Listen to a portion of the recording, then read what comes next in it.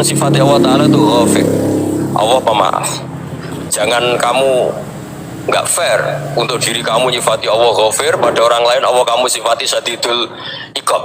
Jadi Allah kamu atur kayak MC tadi ngatur saya. Jadi Allah itu apa? Kalau pada saya ghafir, kalau pada musuh saya syadidul iqab. Itu nggak fair. Kalau Anda punya harapan kepada Allah karena Allah Rahman Rahim, Allah ghafir, sebenarnya Allah pada musuh kita ya bisa saja Allah ghafir, bisa saja Allah Rahman Rahim. Sehingga kita melihat orang lain yang kita ada cocok itu ya enteng saja.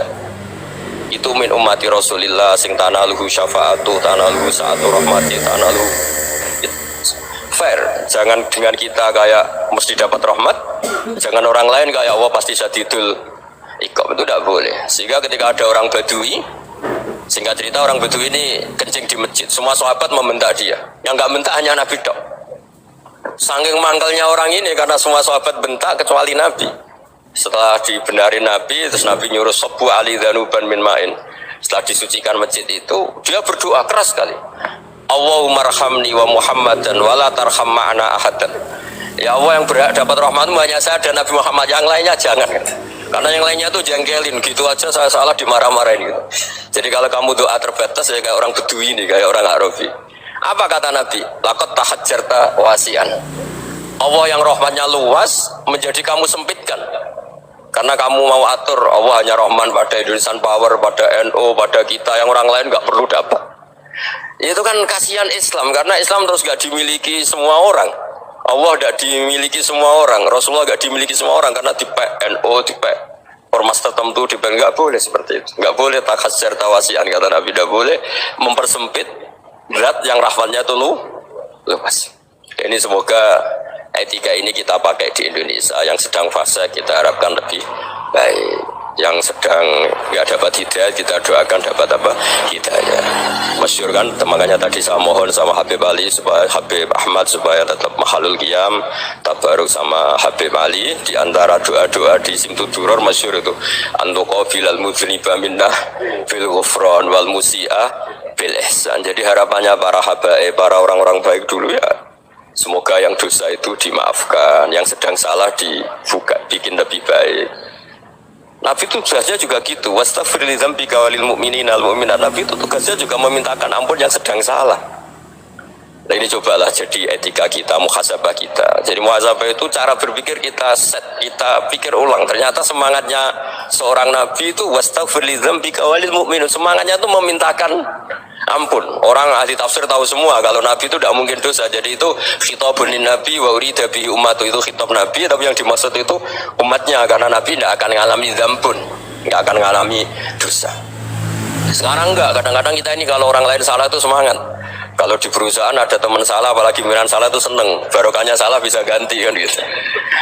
Ya, jadi kalau mungkin di dunia tokoh juga gitu, barokahnya ada tokoh salah, kita yang jadi populer sendiri, tidak boleh seperti itu. Kita harus salimus sodri di jami'il muslimin. Jadi ini harus dilatih. Saya tadi matur sama Habib Ahmad, latihan jadi hidup. Nabi itu kalau resep jadi wali itu kata Nabi gampang.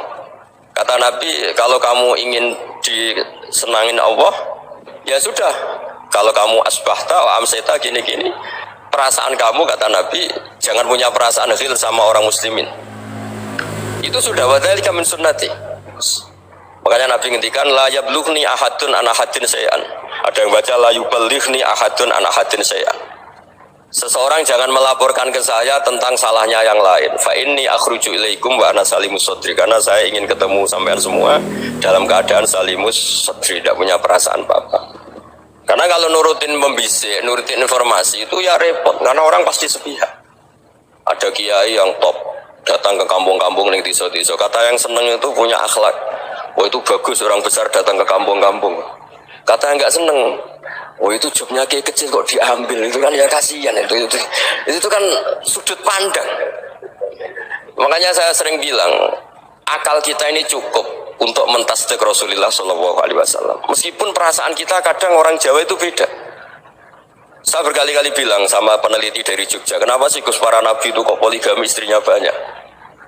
Nabi Daud katanya itu berapa? Nabi Sulaiman malah jumlahnya agak terbatas ini. Nabi Muhammad itu paling sedikit. Saya tanya gini, perempuan itu orang lemah, jadi kalau nolong orang satu gimana baik, kalau nolong orang dua ya lebih baik, ya sudah kira-kira seperti itu. Paling tidak akal kita masih tahu kalau orang baik itu kan mesti baik, nolong orang satu baik, nolong orang dua ya lebih baik, nolong orang tiga lebih baik. Tapi kalau kamu orang nggak baik, satu saja kamu terlantarin, kamu miskinkan, kamu ya tinggal diukur kan, kalau orang baik nambah baik, tapi kalau orang buruk tambah buruk. Nah itu akal kita bisa menganalisis kenapa sih nikah itu ada yang poligami, ada yang enggak. Sudah ukur saja diri kamu. Misalnya kayak saya elek keriting, rabi terus, memperbanyak wong elek, orang perilaku netok rai ini jadi elek kabeh gitu. Tapi nak kowe ku ganteng, alim, ganteng, sugih, anaknya ganteng-ganteng, berhubung ke soleh ahli swarga kabeh, mertua yo bangga karena karir kamu meyakinkan. Ini mertua kamu aja gak bangga mau nambah, ipar gak bangga, mertua gak bangga, desa kamu yang kamu wayai juga gak beda dengan Nabi ketika nikah Juwairiyah itu nggak ada pernikahan sebarokah Nabi dengan Juwairiyah itu asharu Rasulillah. Di situ habis perang banyak tawanan, gara-gara jadi bisanya Nabi langsung dibebaskan semua karena asharu Rasulillah. Sekarang bisanya Kanjeng Nabi. Dulu Abu Sufyan memanggilnya bukan main sama Nabi, gara-gara putrinya dinikah terus langsung jadi. Kalau kamu kan enggak, nikah satu, nikah lagi, satu kampung musuh kamu. Karena istri pertama ya cemburu, yang kedua agak bangga. Oh itu selesai itu dunia wal akhirah. Maksud saya, menganalisis Islam itu harus pakai akal. Dan akal yang dipakai, ini saya bawa ke kitab Ihya, adalah pikiran-pikiran para ulama. Makanya ketika Imam Ghazali ketika ditanya, fakaifa bi muslimin fasikin asawaha fi jami'i amri. Kalau kalian ketemu orang fasik, orang Islam tapi fasik, perilakunya nggak ada yang benar. Kata Imam Ghazali jawabnya lucu, aneh. Mamin muslimin illa wa islamuhu ta'ah. Tidak ada orang Islam kecuali dia mau Islam, membenarkan Allah dan Rasul itu sudah taatnya dia. Kok kamu tidak bisa melihat taatnya dia? Dia pikirannya kan ini pemabuk, ini tukang apa. Tapi kata Imam Ghazali, sebenarnya kamu masih bisa berpikir positif. Mamin muslimin illa wa islamuhu ta'ah. Tidak ada seseorang Islam ketika dia milik Islam itu pasti ada taatnya, yaitu tasdik pada Allah dan tasdik kepada Rasulullah SAW. Jadi dengan pola seperti itu, maka di antara guru-guru kita yang modern ya di era Mbah Maimun, di sini ada Habib Ahmad, Habib Salim, syair yang sering dibaca beliau adalah ada orang munajat sama Allah. Ini cerita munajat. Itu orang itu ngendikan gini, ana musnibun, ana mukhtiun, ana asi, huwa rahimun, huwa ghafirun, huwa afi. Ya Allah, saya mukhti, saya orang yang salah. Ana muslim, saya orang yang dosa. Ana asin, saya sering maksiat. Tapi engkau ya Allah, engkau ghafir, pemaaf. Engkau rahim, maha pengasih. Engkau afin, yang mudah memaafkan. Kata orang ini ya agak kurang ajar, tapi saking senengnya sama Allah. Qobal tuhunna salasatan fi salasati. Ya gini saja ya Allah, sifat engkau diadu dengan sifat saya. Engkau Tuhan, Gusti, enggak boleh kalah gitu. Terus wasatahliban ausofu ausofi, dan engkau pasti pemenangnya gitu. Jadi ada orang rayu Allah dengan cara seperti itu ya ada ya. Saya ini manusia, salah saya banyak. Engkau ampunannya banyak. Engkau Tuhan, Gusti, enggak boleh ampunan Anda, ampunan engkau kalah dengan salah saya. Gak boleh Tuhan kok kalah. Jadi untuk supaya orang punya harapan itu. Banyak juga wali-wali yang jadab ketika datang ke makam Rasulullah SAW. Itu kalau dungo ya agak kacau sebetulnya, cara syariat agak kacau. Ya Allah, engkau punya dua pilihan. Jika engkau menjadikan saya soleh, surah habibuk, yang senang kekasihmu, yaitu Rasulullah SAW. Tapi jika engkau menjadikan saya fasik, surah adubuk, yang senang itu setan. Monggo jenengan mau menyenangkan kekasih jenengan, mau menyenangkan musuh jenengan, monggo jenengan bebas kok memilih. Mestinya Allah ya senang menyenangkan kekasihnya. Jadi ya, intinya Allah dipaksa untuk menjadikan dia orang soleh gitu. Jadi kayak kemarin itu Pak Gus siapa yang kesini itu, yang sama jenengan kuliah kesini itu sama Habib Ahmad. Saya pertama nggak mau, lama-lama Habib Ahmad ini gimana Gus, orang tahunya saya dekat jenengan, kalau nggak kasil saya waduh ini kayak doanya wali yang tadi. Nggak punya pilihan, nggak ada pilihan. Jadi saya mohon muhasabah itu dimulai cara berpikir.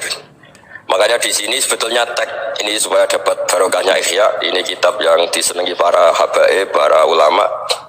Sebetulnya tag di muhasabah itu redaksinya gini ya, yang lengkap loh. Hasibu anfusakum qabla an tuhasabu wazinuha qabla an tuzanu wa tahayya'u lil ardil akbar.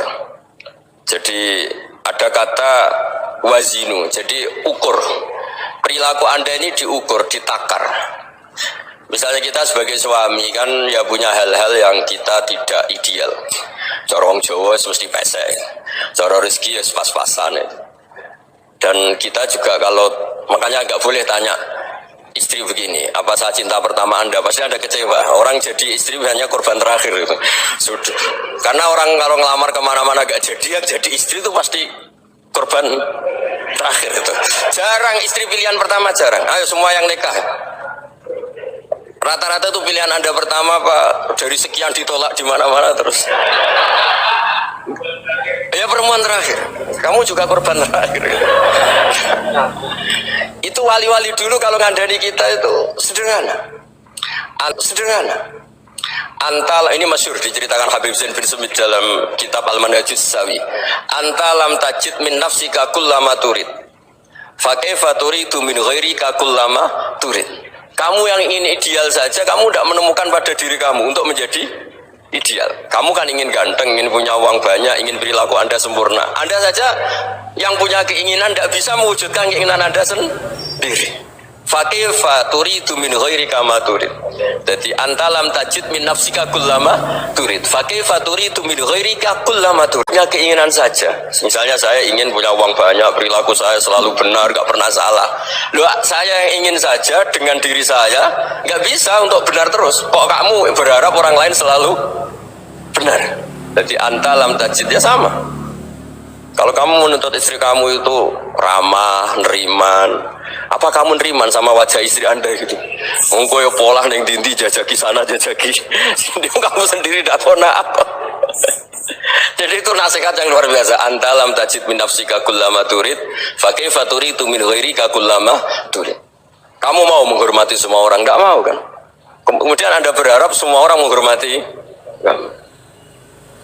Kamu tidak ingin kan orang lain semua menghujat kamu, sementara kamu enak aja menghujat orang lain. Makanya Rasulullah SAW luar biasa ketika bikin kaidah sosial, la yu'minu ahadukum hatta yuhibba li akhihi ma yuhibbu li nafsihi. Jadi kalau ukuran iman itu sederhana. Kalau sesuatu itu baik, nyaman bagi Anda, ya bayangkan itu pada teman Anda. Misalnya Anda bangun tidur sudah acak-acakan, nggak punya uang, utang jatuh tempo, kan nggak ingin ketemu orang. Ya kamu jangan bertamu ke jenis ini karena dengan kamu yang alami juga nggak siap ketemu orang. Makanya ada Habib Alim itu dilapuri sama seseorang. Bib, dulu teman saya itu ketika saya kaya itu sering main ke saya. Setelah saya miskin, mereka tidak main ke saya. Kata Habib itu bagus, sunau begitu itu bagus. Coba kalau kamu dulu kaya, teman kamu main kan kamu gaya, di rumah ada makanan, bisa hormat tamu. Setelah kamu miskin jadi buruh manol di pasar atau buruh bikin boto, teman kamu datang, malu enggak kamu? Mendingan enggak datang gitu. Akhirnya baru, oh ya alhamdulillah kalau gitu. Loh ya kan dulu teman kita datang, kita ada Alphard, istri cantik, rumah bagus lah, kita miskin, buruhnya orang pasti bentak-bentak. Teman kamu udah datang, milih datang kamu enggak kalau setelah kamu jatuh? Enggak kan? Jadi barokahnya ilmu itu terus. Ya, tapi kadang-kadang orang tuh, wah setelah saya miskin teman-teman tidak kasih ke sini. Ya kalau kamu sudah jatuh teman-teman kamu situ jadi tontonan. Ya mulai sekarang cara berpikir itu dirubah. Dulu yang namanya kiai itu kalau diutang orang itu ya agak-agak senang. Semenjak saya itu agak rubah. Ngutang kiai, ngatur kiai itu tak haram-haramkan ya ada lumayan lah, sekarang itu sudah mulai agak beretika. Dulu itu ngundang tuh tanggalnya ditentukan, jamnya ditentukan, enggak mikir apa kiai saat itu nganggur, enggak punya wadifah, enggak. Dia milih tanggal yang dia nganggur, enggak mikir pas itu kiainya nganggur apa, enggak. Ya saya hanya cerita aja, kamu tersinggung ya monggo, boten ya monggo. Jadi saya mohonlah supaya tadi saya juga matur ke Habib Ahmad. Jadi untuk orang merasa ikut sunnah Rasul itu gampang sekali kata Sayyid Muhammad. Dulu Nabi berpakaian ala daerahnya. Kalau mikot ya pakai mikotu baladi. Karena Nabi orang Madinah dan beliau berdomisili di Madinah, ya misalnya mikotnya dari Bir Ali misalnya. Tapi kalau Anda orang kawasan Tanim mau umrah ya dari Tanim. Misalnya kawasan Jirona ya dari Jirona. Artinya apa? Kamu ngambil mikot karena Nabi mikot misalnya dari Bir Ali, bukan berarti kamu harus seperti Nabi di Bir Ali, kamu orang Mekah, misalnya kamu orang Tanim, orang ya harus dari mikoto apa? Baladi. Sama, makanya di fikih-fikih itu kalau tahnik anak, Nabi orang Arab, halawiyatnya kurma ya kurma. Kalau orang Jawa sedegan, semua podo-podo. Ya, podo-podo manis. Jadi ini tabaruk sama Sayyid Muhammad, ini ada murid beliau Habib Ahmad, sahabatnya. Supaya orang itu merasa ikut Nabi itu gampang sekali. Ini sahabatnya di halaman tadi disaksikan Habib Ahmad 433 di kitab apa ini?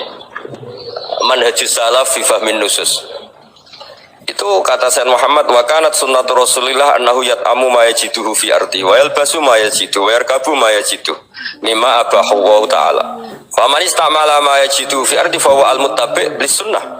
Kama annahu hajjal baita min madinati. Fa man hajjal baita min madinati nafsi fa huwa al-muttabi' lis-sunnah wa illam takun hadhil madinatu tilka. Jadi intinya misalnya Nabi dulu itu ngasih sedekah kepada fakir miskin ya pakai dinar, dirham. Ya kalau orang misalnya sedekah pakai rupiah ya sudah ikut sunnah Nabi. Jangan lu Nabi pakai dinar loh, kamu kok pakai rupiah. Dulu dinarnya Nabi udah ada tulisannya Bank Indonesia, kamu ada tulisannya Bank. Ya tidak ada seperti itu. Ya jadi misalnya Nabi sedekah pakai tamar atau pakai al-aqid, ya kita pakai beras, pakai apa. Supaya orang tuh bahwa Rasulullah itu milik kafatal linnas, milik semuanya, sehingga merasa ikut sunnah Nabi itu ya semuanya. Makanya dulu Mbah Mun kalau motivasi saya supaya bombong, kalau orang Jawa bilang bombong, wong Jawa mesti ono wong alim. Beliau menyontohkan mas itu Mbah Fadol, Senori, Mbah Ihsan Jambes, itu bisa ngarang-ngarang kitab luar biasa, padahal beliau bukan orang Arab. Imam Sibawi itu orang Persia, Imam Ghazali orang Tos itu juga ikut Persia. Kata Imam Mun, wong sing ora Arab lah mesti untuk jatah alim, kata beliau, karena Nabi itu diutus kafatal linnas. Nanti kalau orang yang alim itu Arab toh, berarti tidak ada perwakilan dari Afrika, dari Asia Tenggara, dari mana-mana. Makanya karena Nabi statusnya itu kafatal linnas, jadi kita harus bangga sebagai Muslim, sebagai orang Indonesia. Karena misalnya Wali Kutub dulu terkenalnya hanya ada di Yaman, di mana. Ternyata pernah ada juga di Indonesia, dan seperti Habib Abu Bakar Segaf Gresik. Jadi ya artinya kan tetap orang Indonesia, meskipun beliau zuriyah Rasul kan ya sudah orang apa? Orang Indonesia. Zuriyahnya Habib Ali Simtuduror sekarang di Solo. Jadi Indonesia juga dapat alawin banyak, dari Sadatin al-Alawin juga banyak. Jadi saya mohon barokahnya ngaji seperti ini. Melihat orang lain tuh gampang, bayangkan tuh kalau anak kamu. Makanya Nabi, nanti kalau nggak percaya lihat di Hikam nomor 15 di kitab saya itu. Di situ dijelaskan oleh Hikam, jangan-jangan semangat Anda pada orang yang maksiat, pada orang yang keliru supaya dihukum itu karena kebetulan itu udah anak Anda, itu udah keluarga Anda. Coba kalau itu keluarga Anda.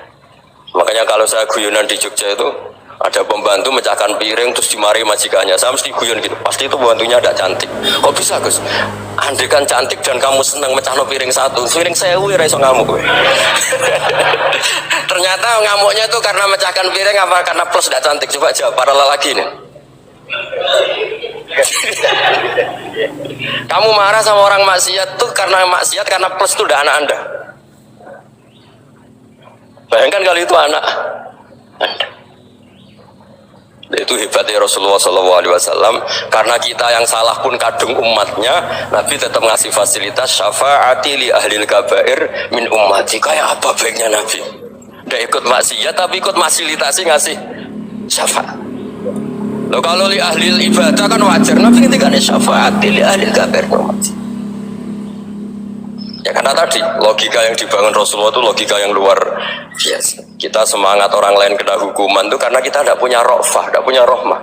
Coba kalau Rasulullah yang bil mukminina raufur rahim, semangatnya itu mendoakan supaya tobat, mendoakan diampuni. Dan itu juga yang diperintahkan oleh Allah Subhanahu wa taala, wastaghfir li dzambika walil mu'minina wal mu'minat. Ya semoga barokahnya ngaji ini, barokahnya Habib Ahmad, barokahnya Maulid Simtuduror, barokahnya semua kitab Madaih, tiba berjanji semuanya, barokahnya Ikhya, barokahnya Said Muhammad, barokahnya guru kita semua, Mbah Maimun, bapak saya. Kita ini ngikuti manhaj, ya, ngikuti apa? Manhaj. Saya sering didhawuhi Mbah Mun, kenapa ihdinas siratal mustaqim bukan siratoka, bukan jalan engkau ya Allah? Karena Allah itu nggak bisa kamu tiru. Allah itu tidak tidur, tidak makan, tidak kesel, tidak capek. Yang bisa ditiru itu siratal ladzina an'amta alaihim. Yang bisa ditiru manusia ya niru manusia. Karena Allah itu tidak bisa tiru. Makanya ihdinas siratal mustaqim siratal ladzina. Dan niru siapa? Niru guru-guru kita. Termasuk niru cara pandang. Jadi misalnya ada orang awam di rumah itu hanya delok reng, delok tikus liwat, itu kan kayak nganggur. Ora tahajud malah mendelok reng. Melihatnya jangan gitu. Gua tarokal ma'asiyah. Dia di rumahnya ndak dugem, ndak kemana-mana. Dia berarti malam itu tarkul ma'asi. Tidak nyopet, tidak garong, tidak ke tempat maksiat. Susahnya apa sih husnudzon? Jadi jangan lihat gua tarkut tahajud, gua tarokat tahajud, gua tarokat qiyamul lail. Oke ya, namanya orang begitu ya tidak tahajud, tidak qiyamul lail. Tapi susahnya apa sih kamu bilang gua tarokal ma'asiyah? Dia juga meninggalkan maksiat, dan tarkul maksiat itu tuh ibadah. Supaya orang tuh gampang lah husnudzon sama orang muslim. Ini orang mukmin, orang yang luar biasa. Di mata Allah itu orang yang luar biasa. Kayak tadi Imam Ghazali, kalau saya ketemu orang muslim kemudian dia tidak pernah baik, gimana? Kata Imam Ghazali, ma min muslimin illa wa islamuhu ta'ah. Tidak ada orang Islam ketika dia mentasbihkan Allah dan Rasulullah, berarti dia juga punya taat. Ini latihan saja, sing iso nglakoni Habib Ahmad kula namung cerita mawon. Kula cerita secara akademik, saya punya kitab, saya baca, dan alhamdulillah kita paham barokahnya para guru. Dan supaya terbiasalah sebaik-baiknya ibadah husnudzoni billah wa husnudzoni bil mu'minin. Soal tidak cocok ya diilmoni tadi ya, namanya nggak cocok ya jangan sering ketemu. Seperti Rasulullah SAW, beliau karena sangat mencintai Sayyid Hamzah, ketemu orang yang pernah begitu sama Sayyid Hamzah, ya beliau secara basyariah tidak siap. Tapi beliau secara cara bahasa sekarang, secara profesional, kalau beliau seorang nabi dan harus menerima tobatnya siapapun ya diterima.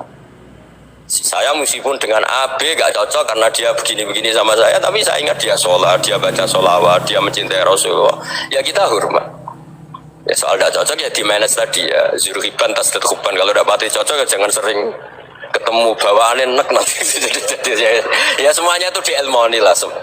Makanya ngendikane Ma'ruf Al-Qurhi, ada yang baca Al-Kharki, mangqala fil yaumi salasa marrat aw marham umat Muhammad kutiba minal abdal. Karena semangat mencintai siapapun satu hari sering baca marham umat Muhammad wa ma asli umat Muhammad wa ma tajawaz an ummati Muhammad, itu mesti kutiba minal abdal. Dia pasti termasuk wali abdal. Maksudnya semangat mencintai ya dilatih lah.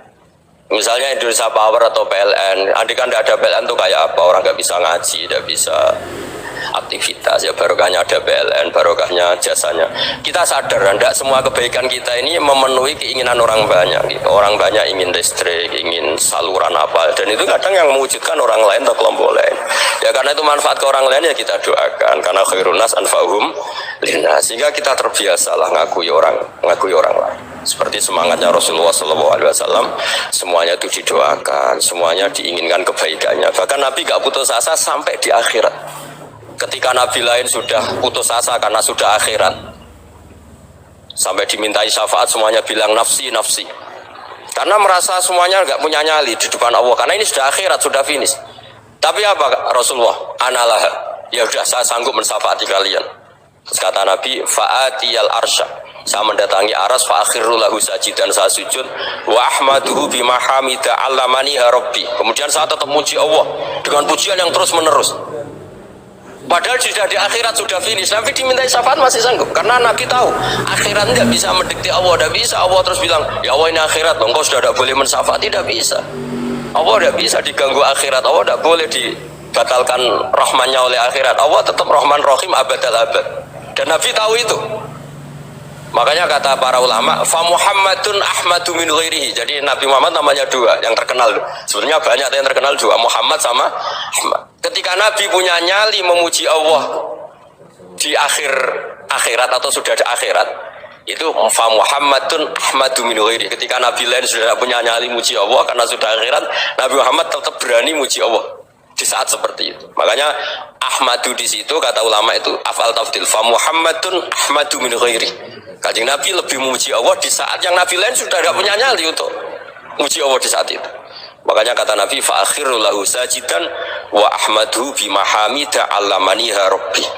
Akhirnya setelah lama gitu terus Allah ngendikan, ya Muhammad irfa' ra'sak wasal tu'tah wasfa' tusyaffa. Sudah Muhammad, angkat kepala kamu, kamu minta apa saya turutin, dan kalau kamu ingin mensyafaati umatmu saya beri hak apa? Syafaat. Semoga semangat itu juga menjadikan kita munajat bahwa rahmat Allah tidak terbatas, harapan juga tidak terbatas. batas. Mungkin yang sedang nakal ya kita katakan sedang. Jangan terus kamu pastikan wah ini mesti suul khotimah, mesti tidak orang baik.